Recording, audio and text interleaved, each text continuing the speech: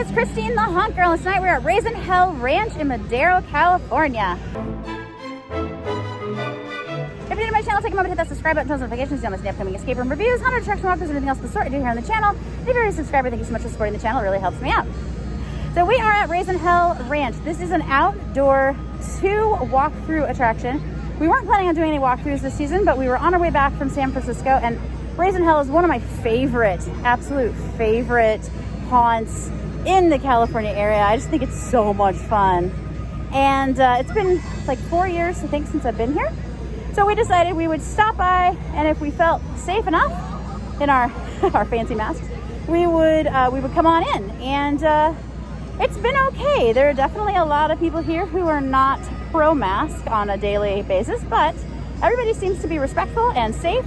There's been a lot of social distancing, and they're purging the lines quite a bit.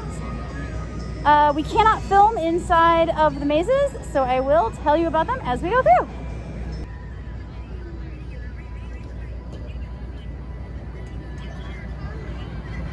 There are some food trucks here,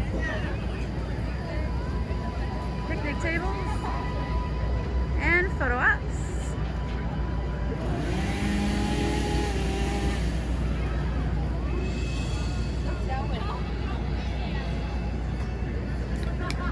And there are 2 mazes. The lines are a bit of a wait.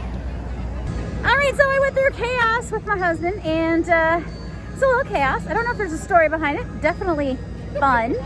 There's a lot of actors in there. There was one clown toward the beginning that was pretty persistent and a little closer than 6 feet. But other than that, all the actors pretty much stayed back at a safe distance. There are a couple of inside moments where you go inside of buildings or inside of things that they've built.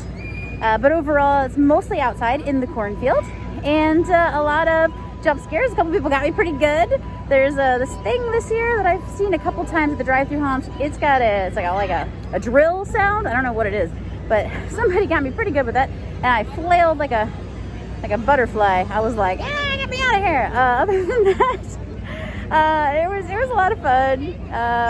Not the scariest as I remember, but it is a little bit of a different year, and the first time I came through this, I came through it by myself. I didn't have a husband with me. I was here alone, and I'd never been here before. So I think part of it is I know a little bit more of what to expect, and I'm a little more concerned about the pandemic than actually the actors scaring me. So I'm like, oh, I have to touch something. And you do have to touch things. You have to touch some things when you go through.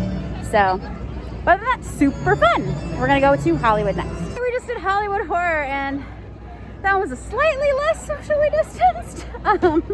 We had to let several people by us. They kept catching up to us, but that's not super unusual for us in haunts. We tend to like to take things in, and we don't mean to be slow, but occasionally we get a little slow. But this time we were walking pretty fast. I was literally sweating, and yet still they caught up to us. So there's just more people coming through. It's gotten busier. It is a little bit later in the night now, and as they get busier, I think they're not purging quite as well as they were when we first got here. Still, overall, felt pretty safe. Most of the actors had their masks on. A couple of them still haven't quite figured out how to wear them over the nose, but you know, it is what it is. We took the risk in coming out. Great scares, a lot of corn. It's really long. Some intellectual property stuff, which was, you know, fun. Chainsaws. Always chainsaws. Can't not have chainsaws in a corn maze, because, you know, that would be weird. We need them. We need them to finish off the moment. It's like how you finish it. You finish a corn maze with a chainsaw, or it's not finished.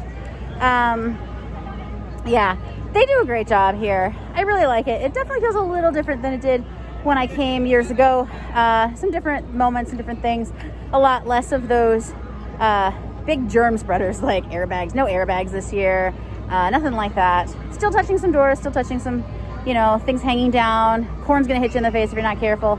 But overall, I think they're doing a pretty good job of trying to keep things safe as they can and scary as they can. And definitely the group in front of us with the young girls were screaming and climbing on each other and having a blast. Overall, a fun time.